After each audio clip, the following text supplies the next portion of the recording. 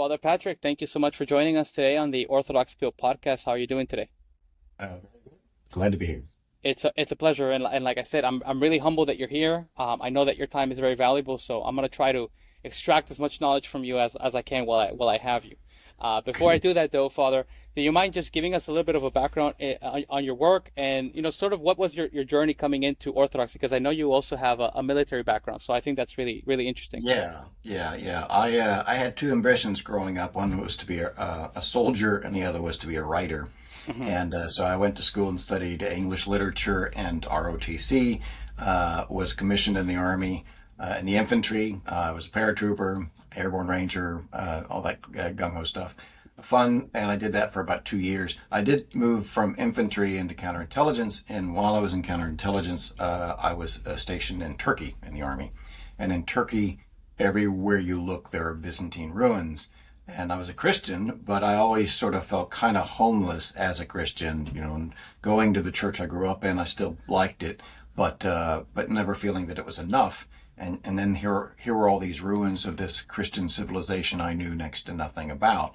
And so when I got home, I started looking for that church, and didn't take long before I found the Orthodox Church, reading church history first and Byzantine history, and then actually going to the yellow pages in those days. This is 1990, 35 years ago. And to find an Orthodox church, you had to go to the yellow pages. I found one that had a bookstore that was open on Saturdays, so I would go and talk to the fellow running the store and buy the books, and then go home and read them. And then started visiting, of course, and it was just sold from the very beginning there. Both the antiquity, the beauty, the antiquity in terms of, yes, the historical roots, which the church I had been a part of didn't have, but also the faithfulness to the scriptures, to what Christians have always believed, especially about male and female. It was already an issue for me. I had read a book in college by a fellow who became a best-selling author after that, named George Gilder. He wrote a book called Sexual Suicide in 1973, which explains, in a sense, what we're seeing now is the destruction of feminism of society. Women have tremendous power. That's what his argument was. Women have tremendous sexual and social power, especially when they're young. And what feminists wanted to do is also give them political power and economic power on par with men, which just imbalances the dynamic between men and women, and leads ultimately to estrangement of the two, and that's what we're seeing. And so it was an issue with me. While I was in the Army, I began writing my first book. It started as a research project for an Army school, actually. I wrote about the integration of women in the Army, critical of it. It was a hot topic then in the early 80s. These are the Reagan years, and Reagan had come in, and so the military was taking a second look at what they'd been required to do in the 70s under Carter. They'd been required to take in a lot of women, and the military under Reagan was thinking, is this really a good thing? It turned out that the politics dictated the solution. They ended up having to just sort of say, well, I guess we got to live with it. But witnessing that and writing about it for an Army school, I ended up writing my first book, which was published shortly after I got out of the Army. I got out, went to work for Navy Times as a reporter. First book was published, and that's right about the time that I started looking for the Orthodox Church there. So I'd written a book about women in the military. I was always already concerned about feminism, and then also found that even when I came to the Orthodox Church, that of course it was struggling with the same issues, actually. And not so nearly so much as other churches. It's still more traditional in many ways. We still don't have, priests or bishops who are women. We don't really even have any deaconesses except this one in Africa. But that's something that some Greek bishop has done because he's just jumping out ahead, and it hasn't been accepted by the church. But the issue does need to be explained a bit, needs to be explored. It's very timely, of course. It's fundamental to our existence as human beings. In the image of God made he him, male and female made he them, and we were told that from the very beginning. And in the early centuries, of course, there was so much assumed, accepted, that it never really needed to be probed too much. The church didn't have to worry too much about this mystery. It could just act on what it was told. There were a few obscure religious sects, heretics, who did sort of deny the difference of male and female.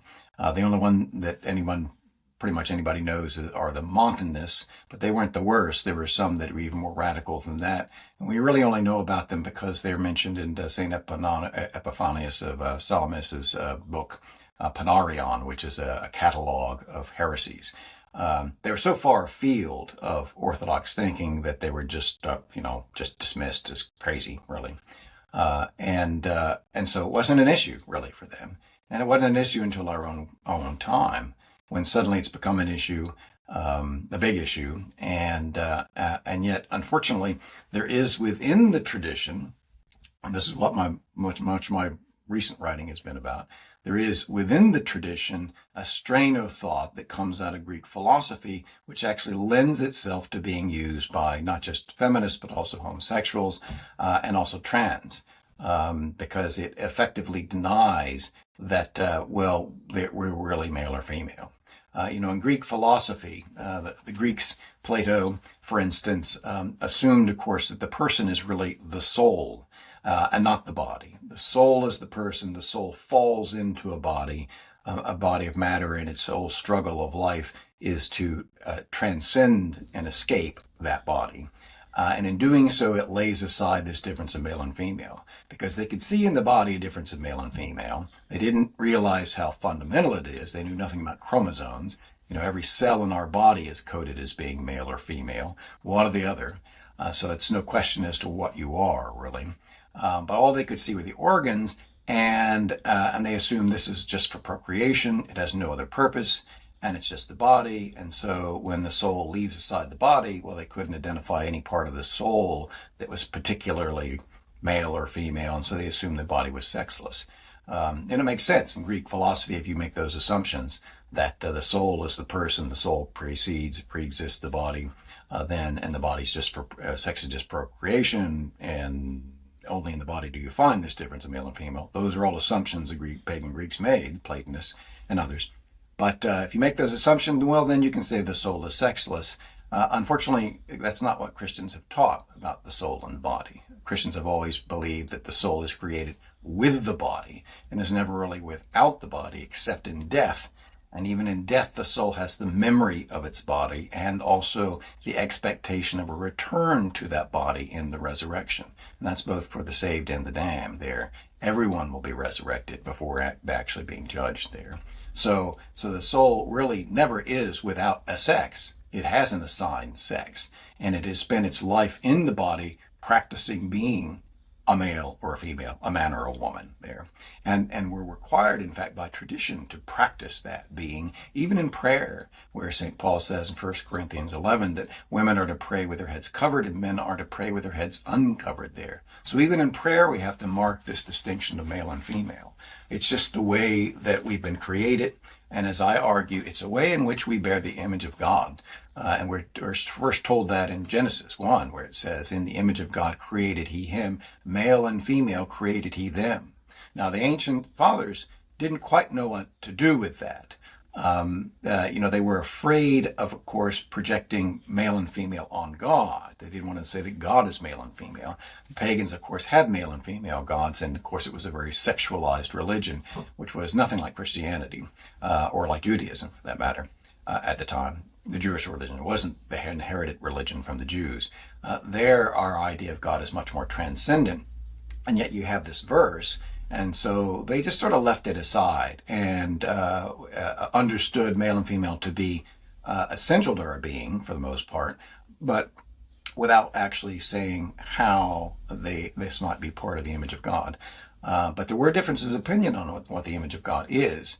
There were, in fact, Platonists, Christians who are very much Greek in their thinking, and of course this largely intrudes into Christianity, or it receives its placement in Christianity through Origen, who's condemned, or at least his works are condemned repeatedly by the church. But he's from Alexandria, which was the big center of philosophical Greek philosophy learning at the time. He's writing in Alexandria, and he's dealing with Platonists, writing against them in many ways, but when you write against something, you're also sort of engaging with it, making some of the same assumptions. And he does sort of make this assumption, and he does actually teach that the body precedes the soul and falls into the soul. And he stresses that in the next life we'll have a very different body. And it became very early controversial, his expectations as to the afterlife. This idea that, we won't have bodies like this. They won't be male and female. That did become part of the thinking of some fathers, that it has nothing to, male and female has nothing to do with the image of God, that it's strictly about the body and it's strictly for procreation. But that's not all, because some fathers did fall into this Alexandrian way of thinking, or this Origenist way of thinking. But others had a much more scriptural understanding of the image of God. Because when God, in Genesis, when it comes around to, when he says, let us make man in our image, the first thing he then says is, and let us give him dominion over creation. And so early on, of course, the fathers just assumed that this image of God is a matter of dominion. And indeed, after saying, then, in the image of God created he him, male and female created him. And then it says, and he gave them dominion over creation there. So that's very much also a part of the one way in which many early fathers saw the image. Some saw it also in the creativity of man, that he creates things. He doesn't create things from nothing, as God does, but nevertheless he takes what God has given him and he creates other things. And then some also saw it, Clement of Alexandria also saw it in procreation. He literally says that in giving life to another human being, we are cooperating with God in the creation of new human beings there. And so you do have this understanding that the image of God is somewhat relational. It's how you relate to persons and things, being the source of somebody. That's a matter of being in the image of God. Helping to create something, and also being the head of something. Being the Lord over things that's a relational aspect there. And this is what I argue in a recent piece entitled The Image of God in Male and Female. I've been arguing it over and over again. It's part of my doctoral dissertation. I first introduced the idea in 2010 in an article in St. Vladimir's Quarterly, and have elaborated on it since then, as I say, in my doctoral dissertation and several papers and articles I've written since then. But it provides a better understanding of male and female, much more essential to our being. It enables us to say why, that men and women have these different roles. Because if you look at this image of being related to the image of God, and as St. Paul says in 1 Corinthians 11:3, he says that the head of the woman is the man, and the head of the man is Christ, and the head of Christ is God. Well, then you ask yourself, instead of doing what a lot of people do, is they look for male and female, what they think they know about male and female, and they look for that in God. But the better way to go about it is to look at what we're told about the Father and the Son, and then look for that in male and female. And when you look at what we're told about the Father and the Son in the Gospels by our Lord himself, is that all the giving is done from the Father to the Son, and all the thanking is done by the Son to the Father. So you have self-giving by the Father, thanksgiving by the Son. Not once is it said the Father thanks the Son, and not once is it said that the Son gives anything to the Father except thanks. So that's how they relate. And then you look at Ephesians 5, and that's essentially how St. Paul depicts the husband and the wife as relating. He says the husband is to love his wife as Christ also loved the church and gave himself for it. And indeed, the relationship between Christ and the church is self-giving and thanksgiving. He gives his life for us, and we worship him through the thanksgiving, through the Eucharist. That's what the word Eucharist means, the partaking in the body and the blood. That's the word we use for it. But the word in Greek means thanksgiving. When you say thanks to someone in Greece, you say Evcharisto, and that's just their word for it. And so it's a fundamental way of relating, giving ourselves to others and then giving thanks for the gift that we've gotten from others. And that's, in a sense, the fundamental relationship between the man and the woman. The man gives life to the woman. And this it's not only in the gospel story, or in Genesis. In Genesis 2, where Eve is created from the man, there you have this relationship of the man being the source of the woman. But of course, what we know about biology now is that's still true, is that the man has both the X and the Y, and it's his contribution of an X or a Y to conception that makes the difference in whether the sex of the child. And so every woman actually owes her womanhood to a man because it was his ex that made her a woman. And a man owes his manhood to the man too because it's his why that made him a man. So, it's amazing how that works. This is something, of course, the whole business of chromosomes was just well beyond anything the ancients could come up with. And in trying to explain these things, they couldn't make sense of it. And yet science now sort of proves what's there in St. Paul when he saw, neither is he says the woman is, or the man is not from the woman, but the woman for the man. Neither is the man without the woman, but the woman with the man. Or so, he makes that analogy. He says, well, this is how it's so. We know that now from just the biological way it is. But that's it. So to in a sense, God is creating human beings, man, to be like him in a multiplicity of persons who relate to each other through thanksgiving or through self-giving and thanksgiving. And male and females, men and women being the first relationship mentioned. But of course, it's the same with children, or adults and children. You have thanksgiving or self-giving by the parents, thanksgiving by the children, and then also clergy and laity are essentially that too. That's what really separates the clergy apart from the laity. It's not that they're holier, it's not that they're smarter, it's not just that they're men, but that what their job is to give of themselves and dedicate their lives to serving the whole flock, really, which the laity is not responsible for. We are called to give our lives for other people, so some people, but not for the whole flock, whereas clergy really are to dedicate their lives to serving the flock and giving of their lives. And since the original relationship is the man taking that role towards the woman, well, then you can't have then women taking the role of clergy, because that means they'd be taking the self-giving role towards the men who are laymen, or the men who are lower in rank. So, but every masters and servants, rulers and people, ideally in the Christian understanding, it would always be a headship of self-giving and a submission that is based on thanksgiving and service. And with everybody eligible to practice both of those modes of love to different people. And so the woman, it's not just that the man, he relates to the woman as the, what I call the archic head, from the Greek word arche, which means source or beginning, actually literally beginning. And in fact, it's used in the Septuagint as a synonym for kephele, which means head. And that's what St. Paul's talking about in 1 Corinthians 11. When he says the man is the head of the woman, it means the man is the source of the woman, principally. Just as Christ is said to be the head of the church, saying the source of the church, the origin of the church. And the Father is the origin, the source of the beginning of the Son there. That the fathers are, of course, all in agreement on that. And that's in a sense how the man relates to the woman, but of course towards God, the man takes the Eucharistic role, as the woman does also towards God. And then towards the children, they both take the self-giving role, the archic role, towards the children. And so we all get a chance to practice these roles, being the archic head or the thanksgiving body, to different persons, in obedience to God, in the way he arranged things. And what feminists want to do is just ignore that arrangement between men and women. They still might confess it between all the other arrangements, but they want to cut out, in a sense, an exception to women. Women don't have to respect anybody as their head. They can be the head too among everybody.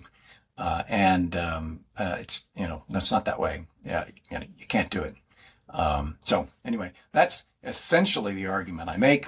A lot more to say about it, but I'll stop there, and I'll let you, if you have any questions, let me know. I have tons and tons of questions. But firstly, thank you so much for outlining all for me, because I like the fact that you started from, like, you gave the historical context, the theological context, and obviously the scriptural context as well. So that helps me understand your position a lot better, and I think it'll help the audience as well. What I'm getting also from what you're saying, and please correct me from, is that the idea that there is no distinction between men and women, it can also create an issue with identity, right? And I see that also in a lot of women, that they're trying to act in a hyper masculine way that goes against their true identity, right?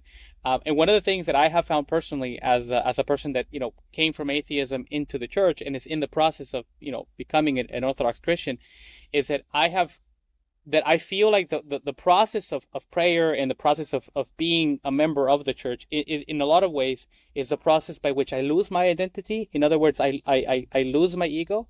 And in doing so, which is the paradox of Orthodoxy, which I think is so beautiful, in doing so, I gain my identity in Christ, right? And so when I'm hearing what you're saying about the distinction between men and women, that's one thing that I see. So please correct me if I'm wrong.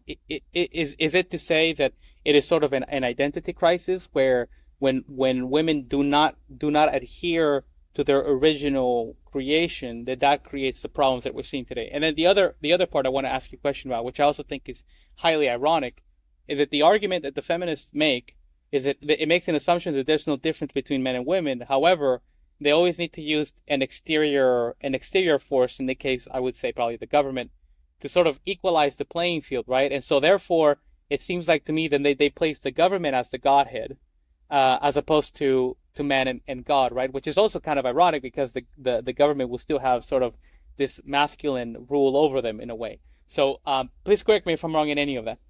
Well, your last point in particular, yeah, you're exactly right on, and that's something that a lot of people don't. I've made that argument myself at times, but it's something that a lot of people don't realize is that feminism would not exist without the force of law. I mean, they really have to force people to live their way because it's just not natural. People just wouldn't do the crazy things. We wouldn't have female Marines. We wouldn't have female firefighters unless we had the politics of the matter just insisting that you have to do this and ignoring all the trouble that comes from it and lying about it, really. And in fact, I always said, when I was writing about women in the military, is that the worst thing about it was it was its dishonesty. It just forced the military to lie to themselves and the American people about the effects of this silliness of integrating women into the military. Ignore the obvious problems, blame the problems oftentimes on the men, oftentimes on the leaders who just happened to be in charge when something came up.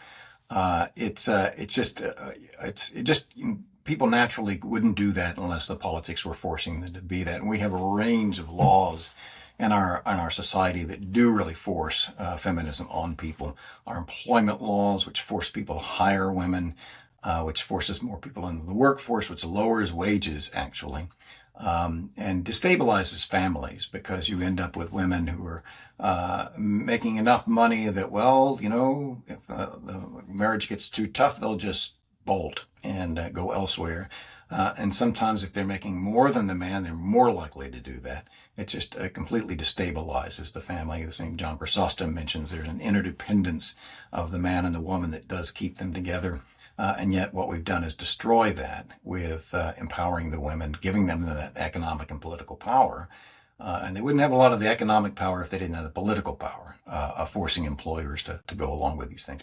Forcing people to ignore the obvious difference of male and female and to not be able to take that into consideration. That's what we've done. And it's disastrous, and we're seeing the effect of it now. Unfortunately, this is one thing when I was writing about these things in the 80s and 90s, there weren't a lot of people who really sort of understood it. They just sort of assumed, oh, well, they were sympathetic, but they just sort of assumed this is the way things are going to be. But now what we're finding is with the internet and with the younger generation seeing the effects of full-blown feminism, they're seeing what a disaster it has been and is being, and how it's ruining people's lives and alienating men from women, leading to lower birth rates, lower marriage rates, and just making a lot of people unhappy. And yes, it is a matter of actually, the women being forced or encouraged to be unnatural, to do things that they're not meant to do, they're not good at doing. In a sense, set women up for failure when we urge them to go into roles that require more physical strength than they can really do.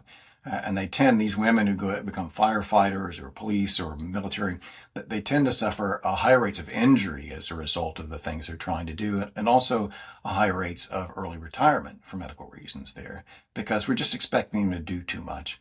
And of course, when you do take in women who are just smaller, shorter, weaker, and not as not as heavy boned as men are, which is one of the reasons for injuries there. It's not just metal and muscle. It's sometimes the bones just cannot withstand the weight that's being put on them. Then women are going to find things difficult. They will, if you let them, migrate into jobs that don't require heavy lifting. They don't require a lot of discomfort. There's a reason why women choose the jobs they do. They prefer, light work and a pleasant environment with people. And they don't do a lot of the dirty jobs. And no one's, of course, forcing them to do the dirty jobs. The equality is not there. We do treat men and women differently. But it's not within their nature. There are, and this is another aspect even more so. It's been obvious all along that there are these physical differences in the bodies and easily provable by statistics, by scientific research, by just simply insurance claims for injuries.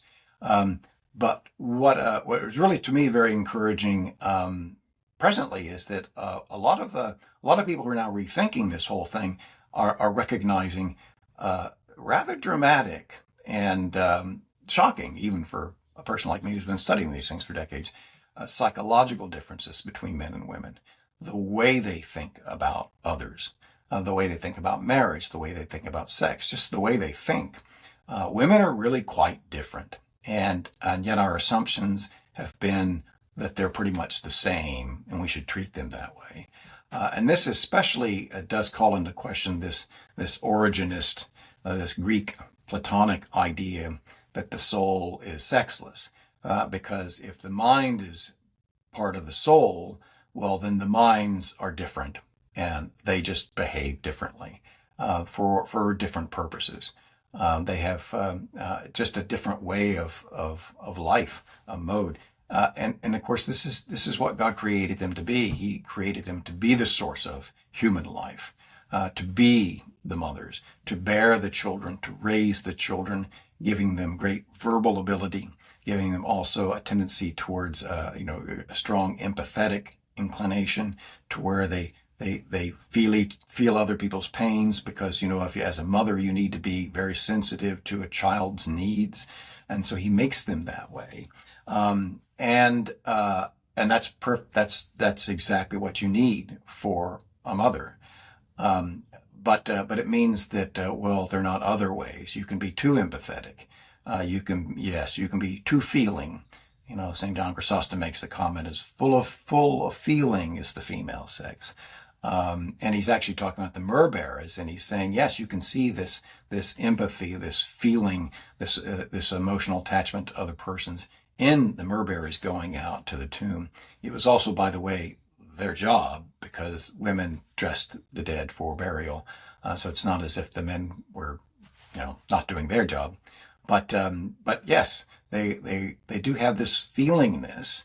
And yet there are a lot of things in societies where you need to be not quite so sensitive and not quite so kind and not quite just so, pleasant with everyone.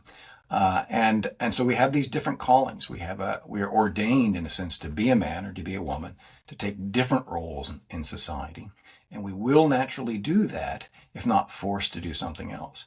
But we've been forced to do something else contrary to our nature, truly contrary to our nature. By law, by some very wrong ideas, which actually begin with a rebellion. The whole idea, feminism really comes out ultimately out of the Protestant Reformation, where you have this rebellion against the order of the church. The idea that the people are subject to priests, and then as things progress with the wars of religion, we're talking centuries ago. Then this idea of not being subject to somebody is also brought into the realm of politics. We can't be subject to kings who are of the wrong religion, or we can't be subject to kings anyway because who made them kings? And then after that, you get ultimately just the idea of being subject to civilization. With Rousseau, he says, man is born free, but is everywhere in chains. It's this idea that freedom is really what we're meant to be. We're meant to be free, and yet we're forced hemmed in on all sides by society, by the limits that society puts on us, by the roles that are dictated, by the subjection to rulers and whatnot. I mean, it's all there in Rousseau, and he just gives voice to the sentiment that had been in development for a long time. Of course, he did not extend it to women. No, he believed that, well, women should be subject to men. But it only took a generation before women are saying, no, we're supposed to be free too. Woman was born free, but is everywhere in chains to men. And so shortly after you have the rights of man coming out of the French Revolution, you have the rights of woman. These are two actual documents. The rights of woman, written by the early feminists by the end of the 18th century.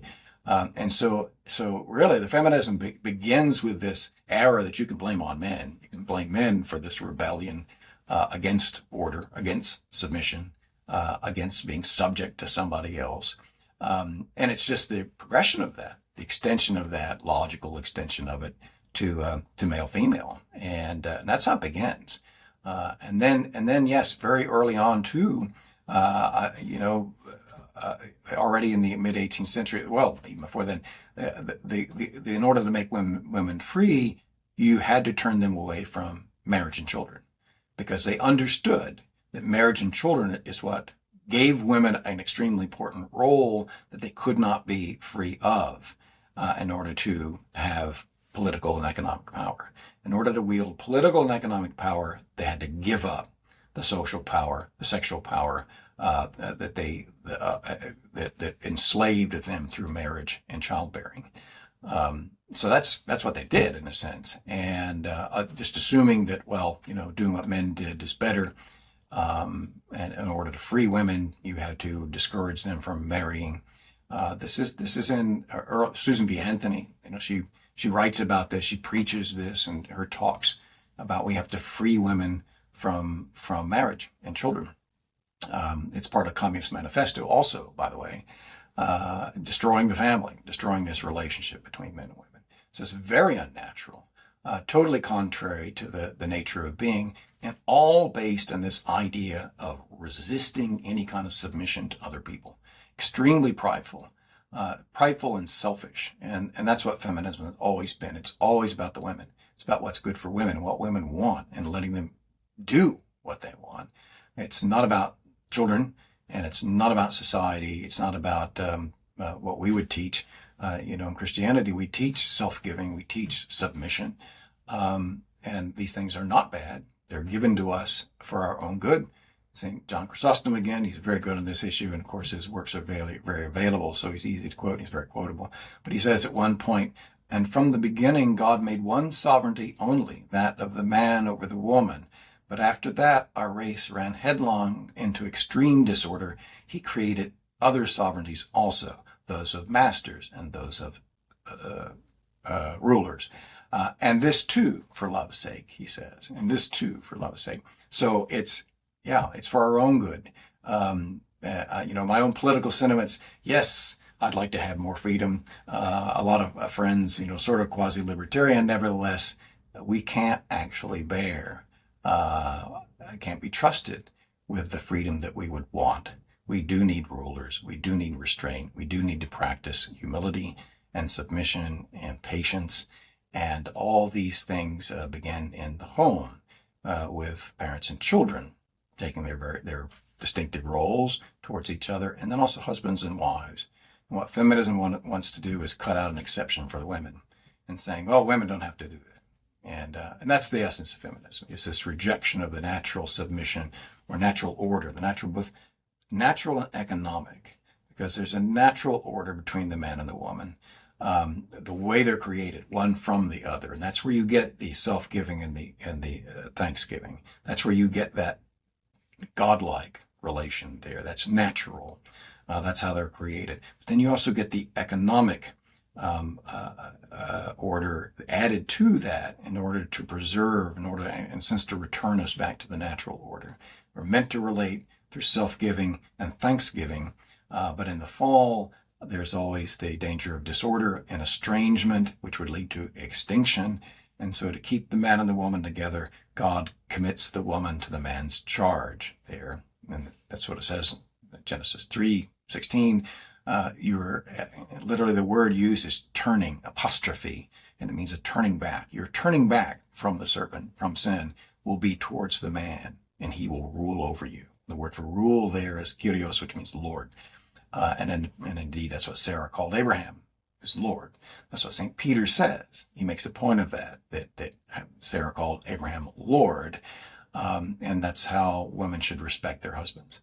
And St. Paul, of course, writes in Ephesians 5, indeed, men are to give their lives for their wives as Christ gave his life for the church. And women owe men respect. And the word there is actually phobio, which means fear. But it's not a fear of physical abuse, of tyranny. It's a fear of displeasing your head, displeasing the man that you're dependent upon. And of course, one way of showing respect or reverence, the word reverence, which is a little stronger than respect. Respect can mean just giving somebody its due. So you respect your children by treating them well. You respect your dog by not kicking him when he comes home. So respect can be rather weak, which is why the King James uses reverence, which is closer, maybe fear. But the point is that it's respecting the husband as the head to which the woman is subject. That's the economic aspect. That's subjection. There's no subjection in the natural order, because as between the father and the son, you're really supposed to be on the same sheet anyway, willing the same things. There's no subjection in God. There's an order. There's self-giving by the Father and thanksgiving by the Son, but there's no subjection of the Son in the divinity there, because they share the same essence and the same will, the same desire, the same everything. And so there's complete unity, except that they relate in this way, this different way, which is what distinguishes them. And that's ideally what we should be, husbands and wives would be. And I have to say, some elderly couples can get to that. They can get to where it's like, there's no, they're in such agreement on things that, the husband doesn't need to order his wife about, and the wife doesn't need to actually bend her will to the husband's very much, because, well, it's the same will. They want the same things. They share the same things, and they defer to each other, and they love each other in that. So it's possible. And even, I make a point, this idea, you do need, even in the military, one passage in my doctoral dissertation, I'll make a point, an analogy to the military, and speaking, of course, as a veteran. And a couple of reviewers have picked up on this, is that this analogy to the military actually made the most sense to them. It was like, oh, it really does work, this idea of self-giving and thanksgiving. You wouldn't expect that. But I make the point that in order for a unit to function, there has to be one person in charge. One person, or it's not a unit, and unit means one in a sense. To act as one, they have to have one person in charge. And yet that person doesn't have to be more competent or stronger or smarter. It doesn't have to be in any way superior to the others in the unit. He does, however, have to be the head. He has, his role is to unite the rest into one unit. And that's the only way they can really function as one. You need one to give direction, one to lead, one to, in a sense, communicate with the higher ups and then convey it to the unit so that it can accomplish its mission. And he can do that in small elite units. You can do that without any inequality, in a sense, without any real subordination where you have to force somebody, order somebody to do something, because everybody's committed to the same mission. Everybody's equally competent. My brother spent his career in special forces there, and of course in a very good special forces team, an A team, 12 men. It's like they're all cross-trained in everything else, and they can pretty much all do the job. They could all take command of the team if the captain heads it, or the sergeant if the captain's are already gone, or the senior sergeant, team chief. If somebody falls by the wayside, well, then it's somebody from below who can step in and take over the things. And so that's, in a sense, the ideal there is you need a head, you need somebody in charge, for there to be unity. And that's where we get the word. And that's what that's the way God arranges things for us, because that's the way He is, and He's created us in His image. So, yeah. You know what? It's so fascinating because I keep thinking. So there's a lot. Sorry. There's a lot there. You know, like I remember that one of the arguments that I think a lot of people would make, to use scripture to justify this feminist idea, is, and wrongly so, when they say that, when Jesus says that there is no Jew nor Gentile, there is no man nor woman. I think it would be super useful if you could help me sort of unpack what he actually meant. But the other thing that I do want to ask you is that I also see that perhaps men have had a certain role in this, because I do feel that a lot of men have acquired a lot of feminine attributes and a lot of feminine behavior. And I also think that we do have a role to play in the fact that, women have been sort of running rampant, because I think a lot of young, especially younger ones, not all of them, have also sort of given up that call to manhood, which in essence, this is also what's really interesting, right? Because they've gravitated towards this sort of hyper masculine influences, but they are also just as selfish as the feminists in a lot of ways, right? Because I think they forget the fundamental point, and I think you bring this up, much better than I can, is that there is sort of this self-pouring, right, of the head into everybody else. And I think Jonathan Patrick talks about it as this sort of like relationship between like order and chaos, right? Where order has to pour itself into chaos to, sort of keep the balance in place. So I do want to ask you about those 2 points. Number one, like, can you please flesh out that part of scripture that is being misused? And then the other part is, what is the responsibility that maybe men have had in their inability to provide that order in today's society? Right. Yeah. Excuse me. Yeah. Galatians 3:28. Yeah, that's the verse that the Originists pick up on and repeat. Neither male nor female, it says, in Christ Jesus. Excuse me. One thing about Origenism, which is typical, which is something they get from Platonism, is that the way Plato read Homer was to take little verses from the Iliad or the Odyssey and say, this represents my philosophy. See, the gods spoke through Homer, was all this idea of Homer being inspired by God, by the gods. And so Homer wrote these things, some of the other poets as well, the poets said these things. And that served as Holy Scripture for Plato. And so he illustrates his philosophy. He sort of substantiates his philosophy by quoting these verses from Greek poetry. Well, the Platonists, the Originists, do the same thing with Holy Scripture. They learn this actually from Philo the Jew. Philo of Alexandria. He used to be called Philo the Jew. Commonly. Now it's typically called Philo of Alexandria. He's a first century Jewish philosopher. He's a Platonist. He's basically a Platonist, but he's a Jewish Platonist. And that does make some difference in the way he looks at things. But he does use this allegorical method of going to Holy Scripture and interpreting it according to Platonism. And that's exactly what Origen did. And Evagrius Ponticus, both of whom were condemned, many other writings, condemned for what they did, because they went to great extents of just saying things we don't believe. And they had to be condemned. They were condemned repeatedly in the history of the church. But it survived in a few people like St. Gregory of Nyssa, St. Maximus Confessors, and those are the two who really do write things that are now very difficult, very challenging, that I believe and I argue really do need to be condemned, at least those points. Not them by any means, and not everything they wrote, but certain ideas that they convey clearly were not right, and this cannot be reconciled with the rest of tradition there. But they all use Galatians 3:28, neither male nor female, to support that, taking it entirely out of context. And here it's like, yeah, St. Maximus, St. Greg, they're saints, but they've taken these few verses, the words out of there, and ignored everything before and after. Just completely ignored it.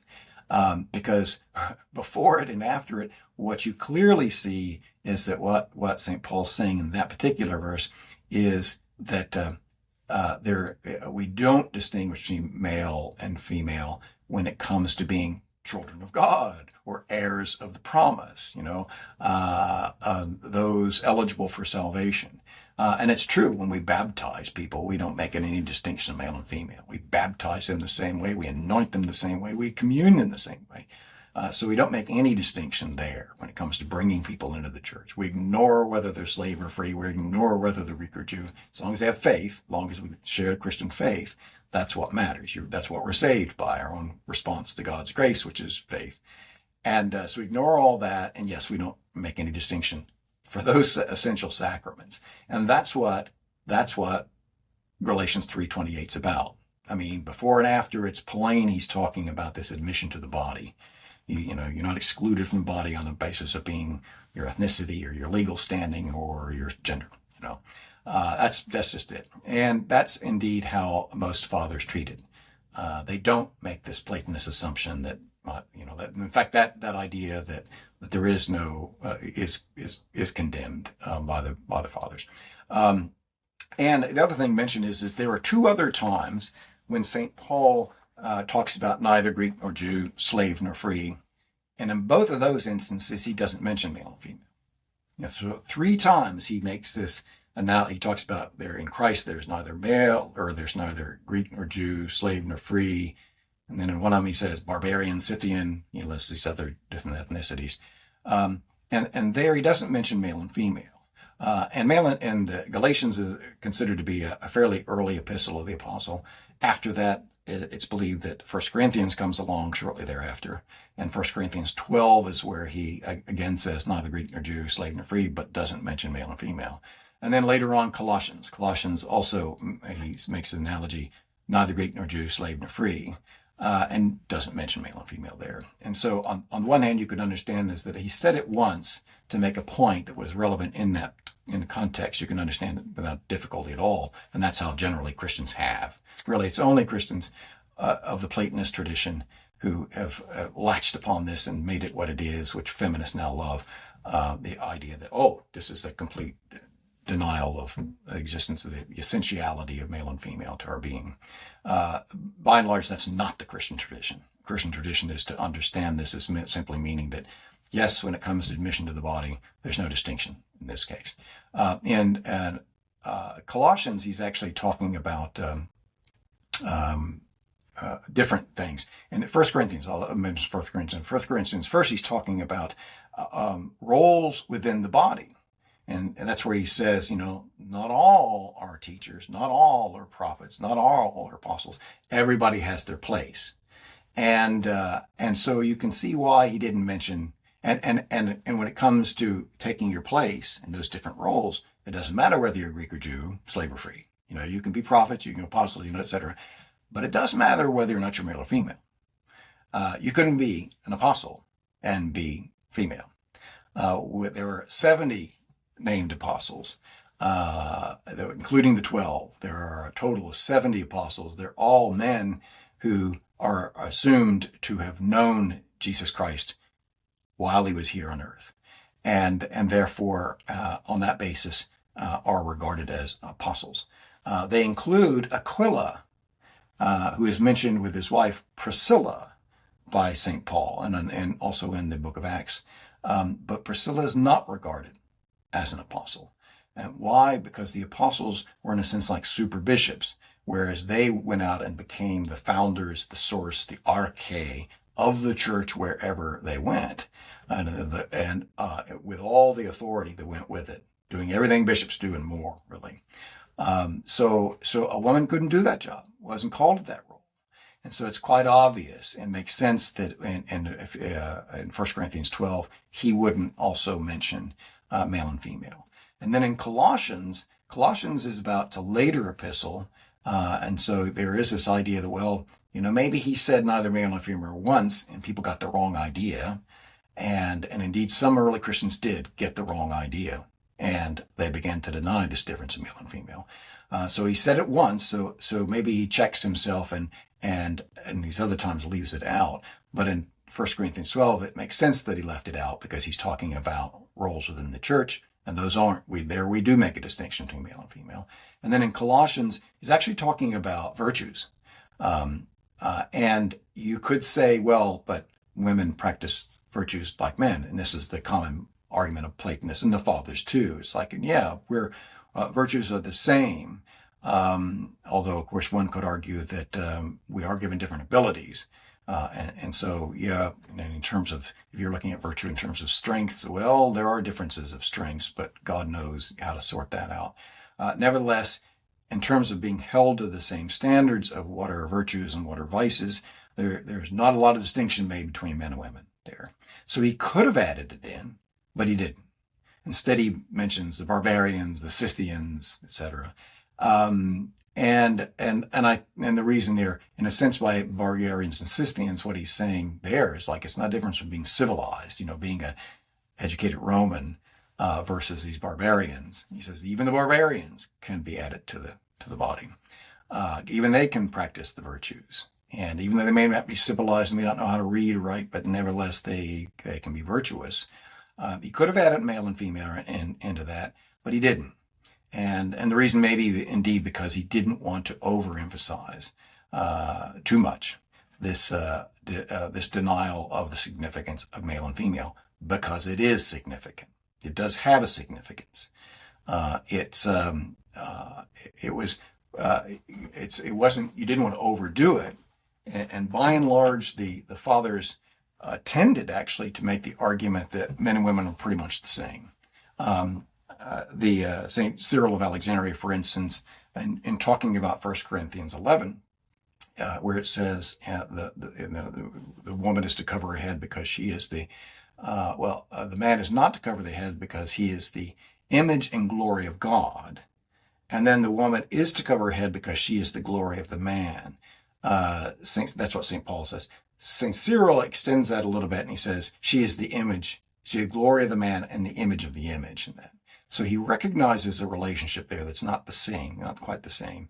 But he does say that the difference there between the man and the woman is, for the woman differs from the man in some small way. There's a slight difference in what St. Paul says and what St. Cyril of Alexandria's interpretation.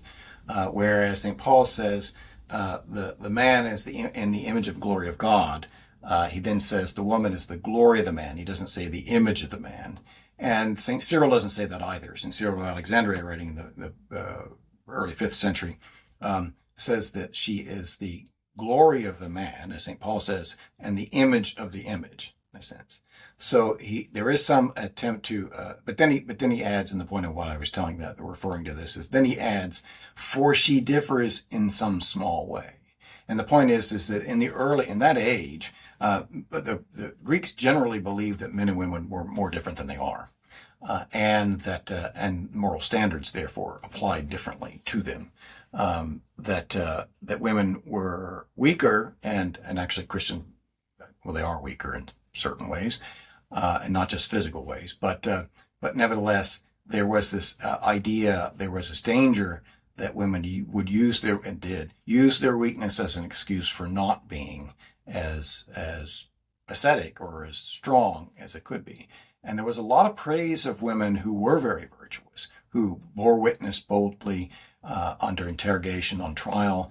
They would very bravely bear witness to their faith in Christ, and they would be accounted manly. The word was used in Greek. Because that's how the Greeks thought, is that to be bold and strong was to be manly. And so the general thinking is that women needed to be more manly.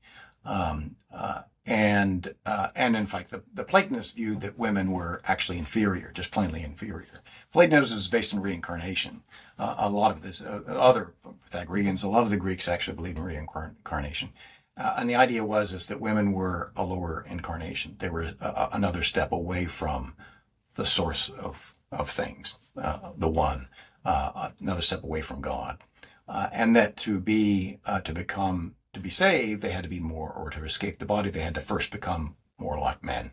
They had become men, and in another incarnation, and then move on. So there was this bias endemic throughout the ancient world, where men were seen as being, closer to God among the pagans, and women were thought of as being manly when they were virtuous, when they were brave and bold, instead of there being any, and in general, femininity was not seen as a good thing.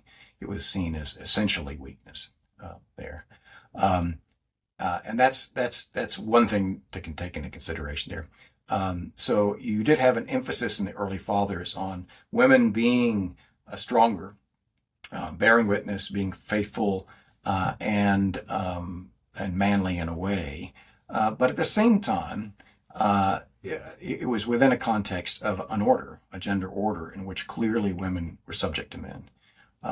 There was this natural distinction, the natural relationship of the man as the head and the woman as the body, or meaning the self-giving head, and the woman as the thanksgiving body, which is part of the image of God. But then there's also the economic subjection, in which case the woman is, yes, under the charge of the man.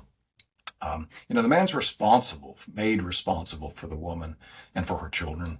And you can't, it's just plainly not fair to hold somebody accountable for something, for making them responsible for things, persons or things over which they have no control. And so for the man to be responsible for the woman, he has to have some say about what that woman does and how she lives. And this is assumed by the fathers. And so while they did feel, as I say, that they were sometimes preaching against, or at least countering the common understanding of the woman as being very inferior. That was a common Greek assumption. The woman is very inferior. And in fact, Aristotle himself, who actually thought more of the difference of male and female than the other philosophers, the Platonists were generally like, this is all about the body and has no other relevance. Aristotle was more a materialist, and so even if it was just about the body, nevertheless it was significant because we were just basically bodies, animated bodies.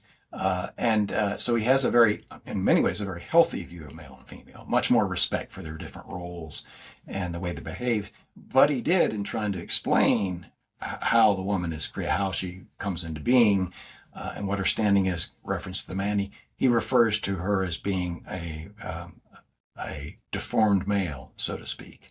In other words, his theory of human generation or animal generation was that the form given by the man to the woman in conception is essentially all male, but within the woman, it develops either male or female based upon the degree of perfection of its nourishment in the woman. Scholars debate just what he meant with this.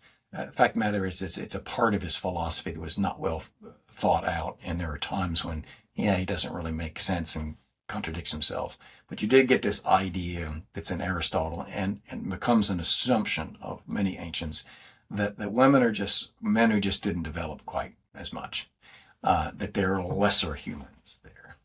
Christianity denies that. Denies that women are lesser humans. It denies that, they have to be men in order to be saved. But it does recognize that they are different, and they have a different way of relating. And although, as I say, the fathers they weren't pressed to explain this mystery, and so they didn't talk in the way that I'm talking now, nevertheless, there in both the Old Testament and the New Testament are clear indications that male and female does relate to the image of God. It does relate fundamentally to the way that human beings relate in many other ways, through the self-giving and thanksgiving in them. And that's, and speaking of the differences, is that you're exactly right. And this is something that the younger generation is picking up on. And you can find a lot of very good talks online about how different men and women are, and about how so many men have, in a sense, been raised to ignore those differences, to not even know about, not even realize those differences, and to live within an order that treats them as if they don't exist. And it makes a disaster of things.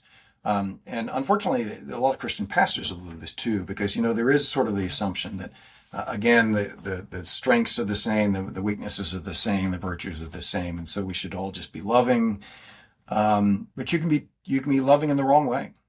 You cannot, you can't love somebody. I often make that, for other reasons, I often tell people that you can't love people with lies.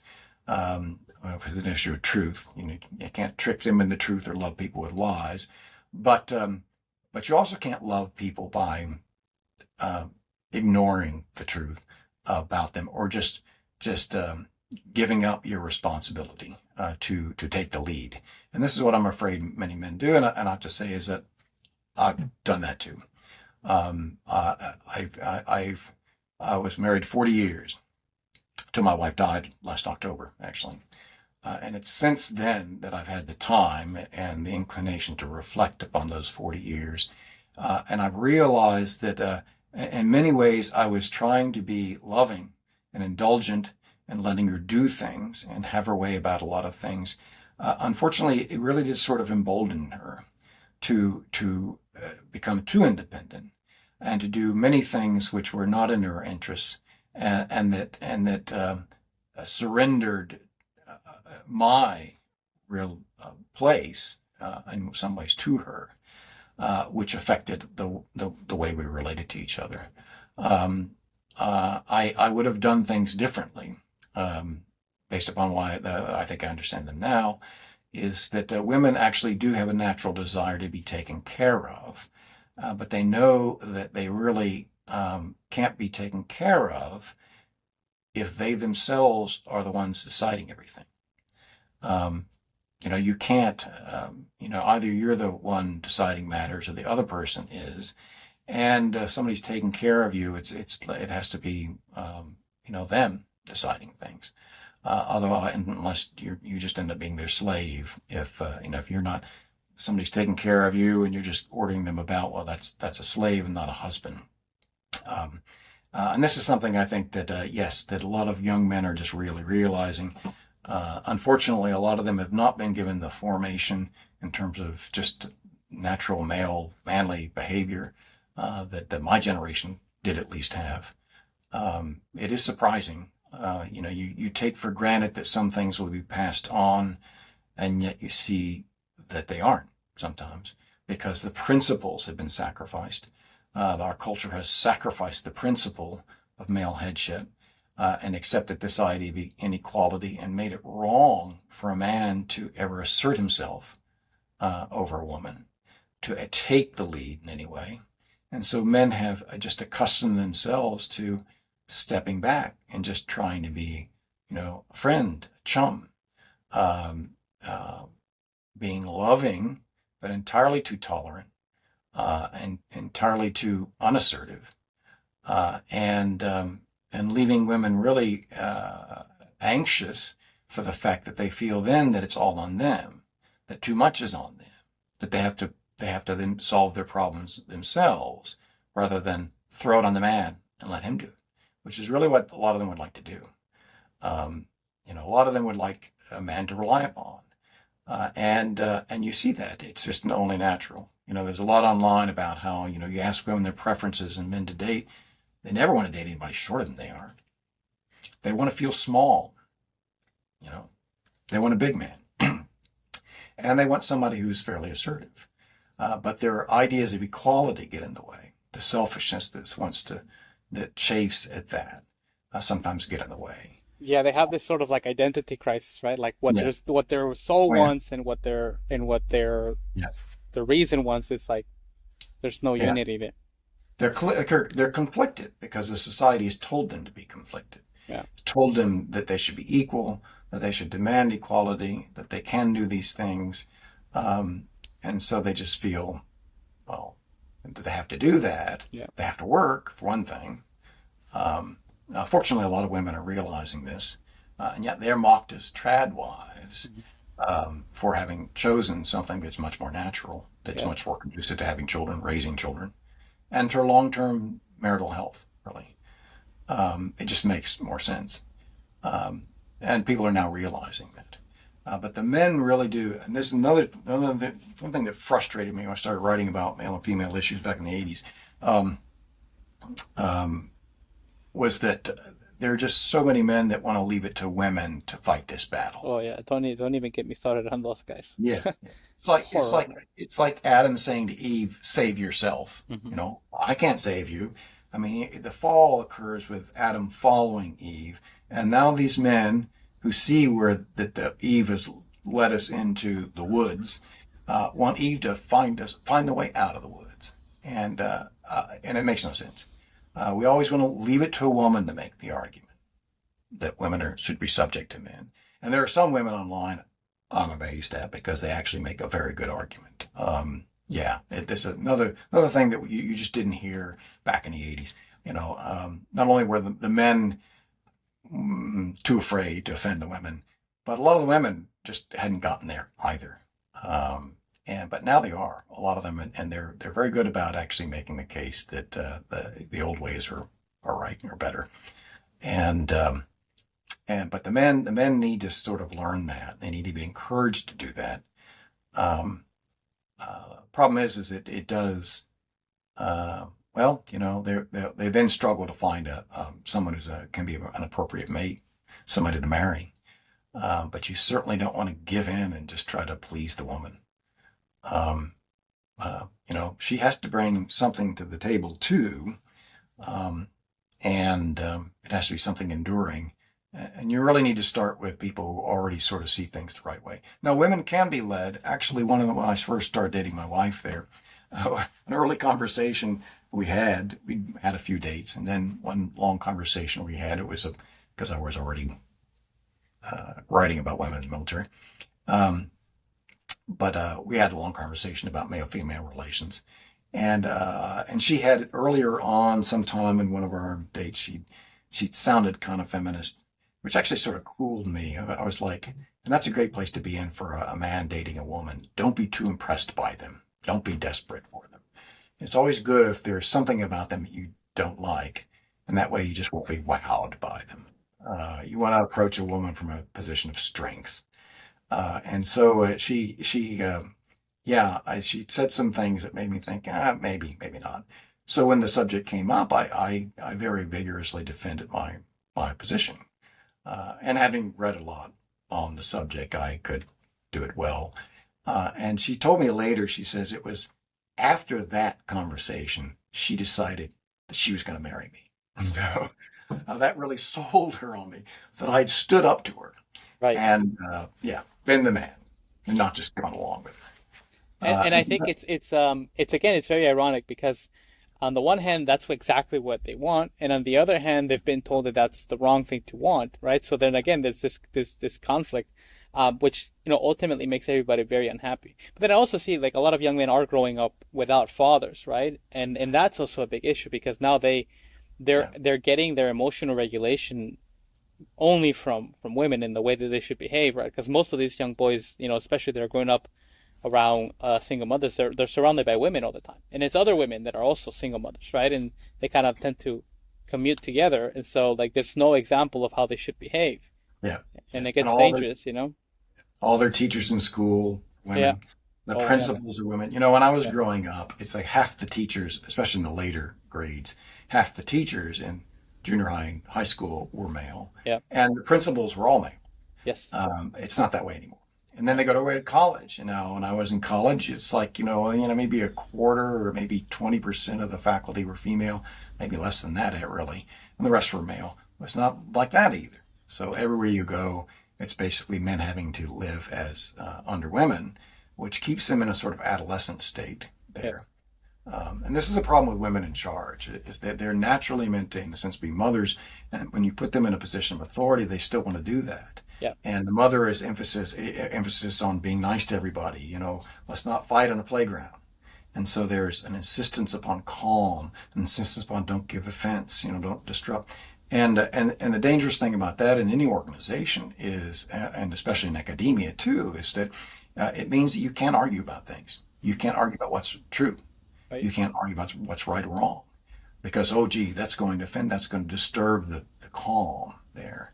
And I saw this in the workplace, and I've seen it written about in academia, that indeed this is what's driving this whole idea of just being nice to everybody, and whatever word you want to use for it. There's so many different. Just the insistence upon not offending people. Right. Like safe spaces and all that crap. Yeah. It's just it's all female driven. Men aren't like that. Men can argue vigorously against best friends. Yes. And still be best friends. And women can do that. That's another difference. Is that when a woman argues, they do tend to actually lose control of their emotions. Talking about between husbands and wives, they just simply take everything personally and go to great extremes to make it personal, and lose all touch with the reality sometimes. And that's why they were said to be hysterical. Is that, yeah, sometimes they are. And the man will be trying to actually argue logic, and the woman is just not going, that's not That's it. not gonna work. Yeah, yeah. That's not gonna work. Women also tend to, they do suffer from anxiety. They're, all this is just well documented in the medical research, is that they're anxious about a lot of things. And it's partly because they don't feel taken care of. They don't feel that they've got somebody really protecting them. And so they're anxious. And in their anxiety, they will sometimes sort of get irritable, and they will seize upon little things that a man does that are not wrong, but nevertheless are somewhat annoying, or just different, just not the way the woman does it, not the way the woman cleans something. And they'll seize upon what the man does and make an issue of it and argue over it, rather than really more as a way of expressing their anxiety. In a sense, projecting their anxiety on the man, and making him sort of just the easy target for why she's unhappy for some reason. And because, of course, their expectation is the man will make her happy. The man will provide the world in which she can be happy, and she can take care of the children there. And that's something too. It's like all of these things are there in the fiction and in sometimes the nonfiction of the past. These things were understood, and they were tolerated. They were lived with, acknowledged. The ways that women behaved in arguments, the anxiety they expressed, and their abandonment of reason in the midst of an argument. These things were well known, and it was just the way women were. But we've lost that. We're now not allowed to remark on that. We're only now beginning to, actually recover it. And fortunately, online, actually, there's some people who speak very well on this issue. I think, I wonder, I'm not a priest and I don't do marital counseling. I think actually there's one approach to marital counseling that's quite common that is wrong. And that's taking a couple together and sitting them down side by side and treating them as if they're equals, as if there's not a relationship of head and body between them. And very oftentimes, almost always, it's the woman who wants to involve a third party. The woman who wants to call upon a higher authority to put the man in his place there. And so she'll call the cops in a heated argument and accuse him of something.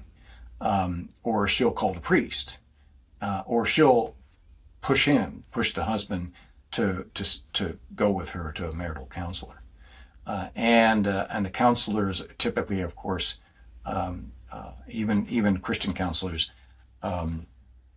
will typically sort of treat them as equals while they're counseling them. They'll not want, the priest in particular, will not want to be too obviously on the side of one or the other, lest they just, leave one disaffected, the man or the woman be disaffected by the fact that, well, the priest is just on your side. And so, then you've ended the possibility of having the confidence to actually get someone to acknowledge their fault in the matter. And so when you do this side-by-side counseling there, I don't think you get oftentimes the best result.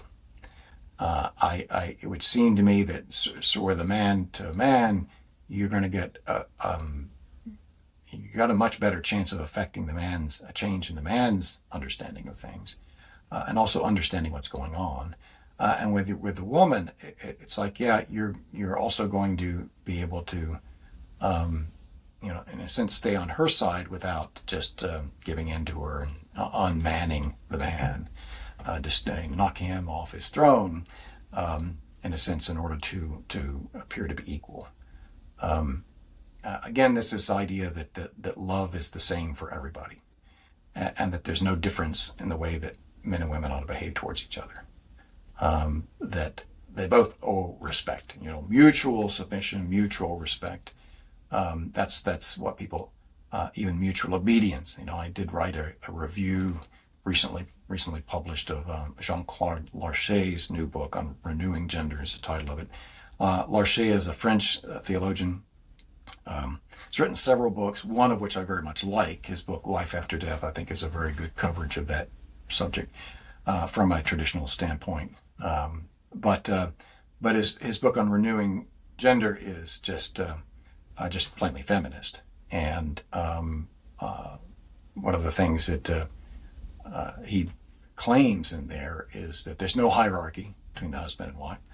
And in fact, there's not just some mutual submission, but mutual obedience. And he doesn't seem to, even though he has a PhD in theology and a PhD in philosophy, he has not recognized the different forms in which submission can take, one of which is obedience. But then there are two other forms there. One is deference, where you submit to another by just saying, "Oh, you go first," or "Oh, you choose." You're not obeying them. You're just letting someone else go first, letting someone else have their will. And the other is condescension, and that's where someone who really is in charge condescends to go along with what someone below them wants to do, as when Abraham condescends to get a child by Hagar to please Sarah. As when our Lord condescends to change the water into wine to please the Theotokos. So, they're not obeying. Our Lord isn't obeying the Theotokos in that. Neither is Abraham obeying Sarah there. They are going along with what the person has requested.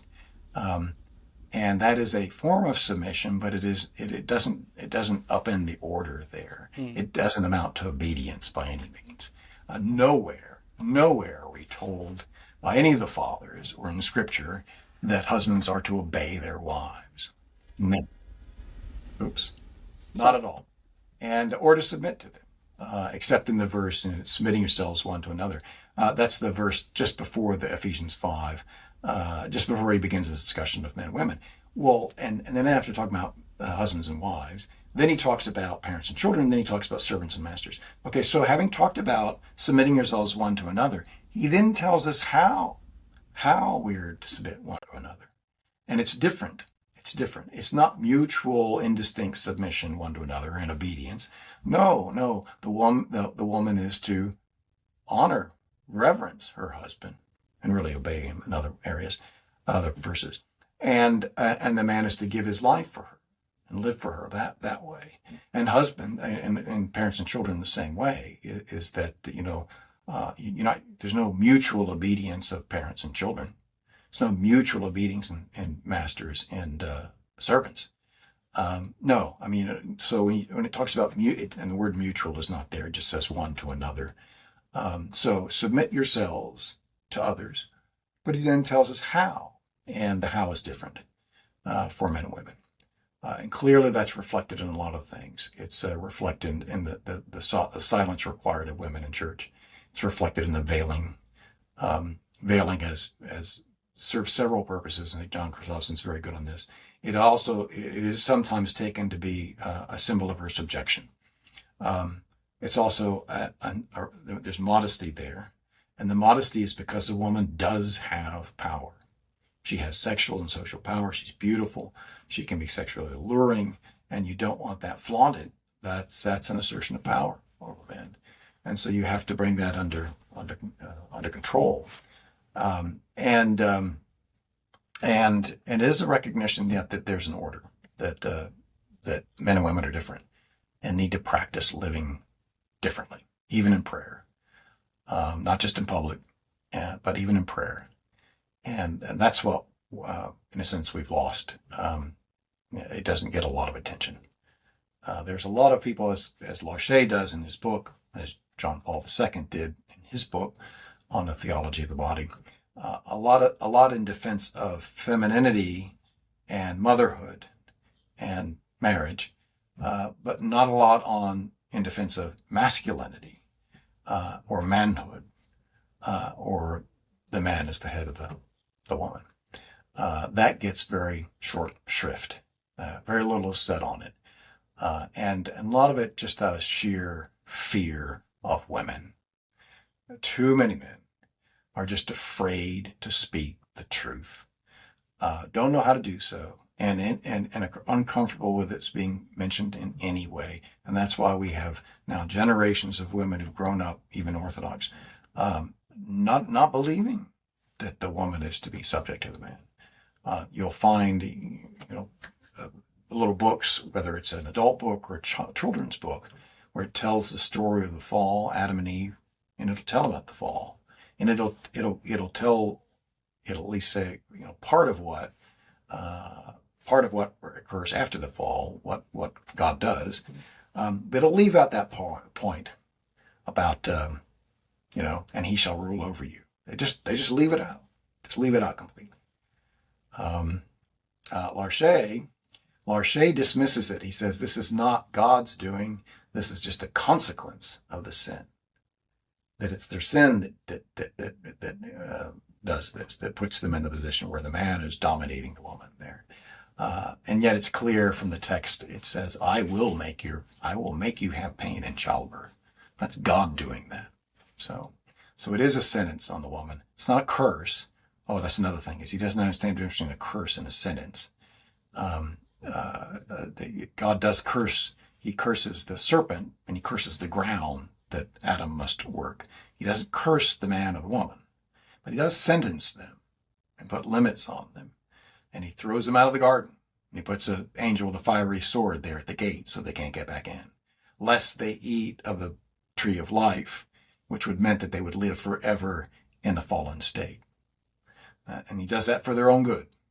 And the sentence is for their own good. And committing the woman to the man's charge is for their good.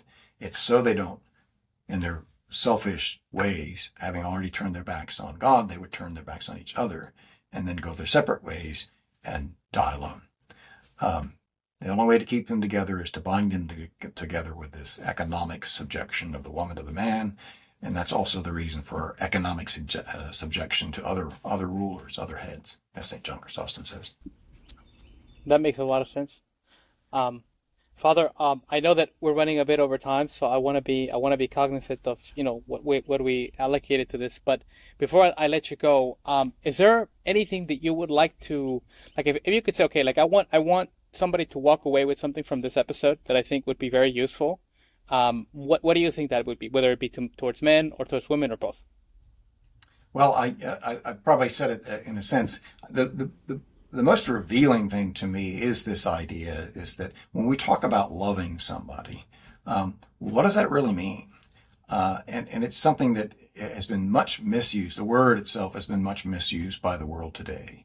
And it doesn't mean simply having a fond feeling for somebody. It doesn't mean treating everybody equally and the same. It doesn't mean that. It does really mean giving of yourself for someone, living for someone.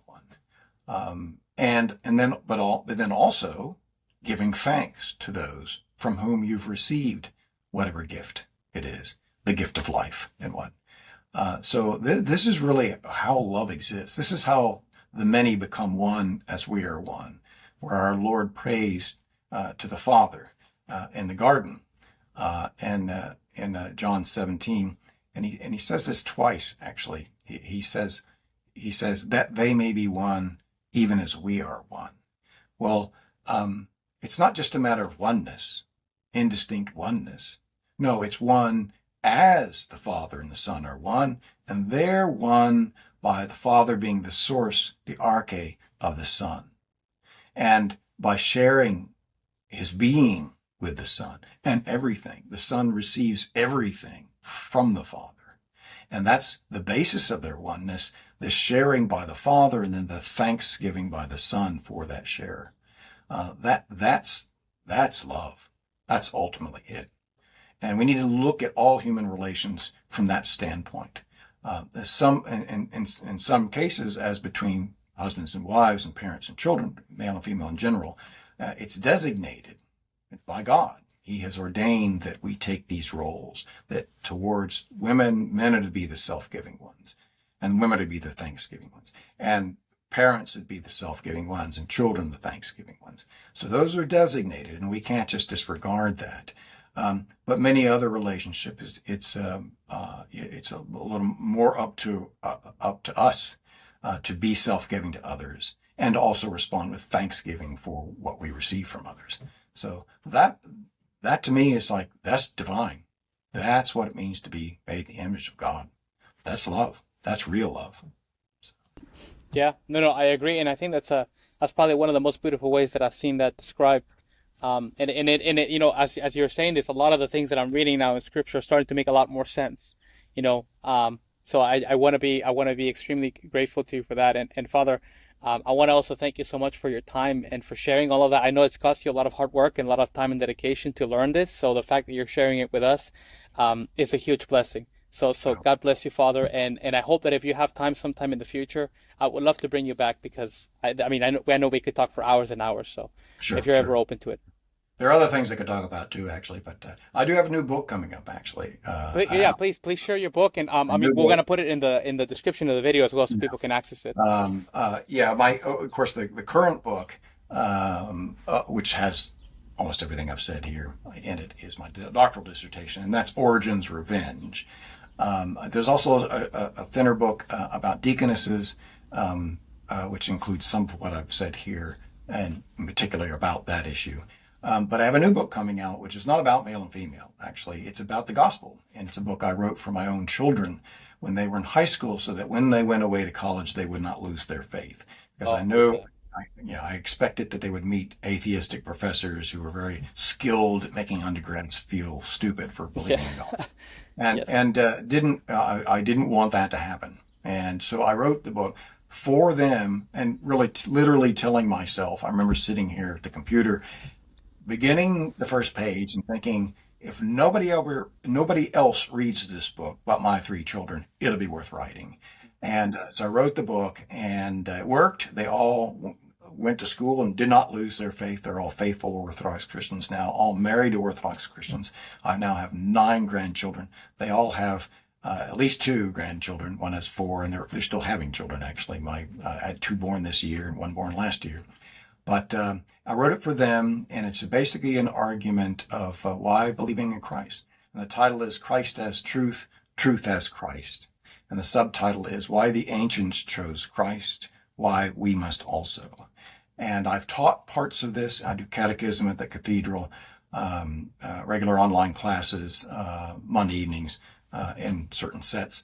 And I teach a large part of this in terms of explaining the incarnation and the significance of Christ coming in the flesh and becoming fully God and fully man, already being fully God, but becoming fully man as well, and what this means and what he does for us in the resurrection and what that means. And so I've taught parts of this, and it's been always been very well received. So that'll be out hopefully this fall. Yeah, very shortly. And when it's out, maybe we can come back and talk again.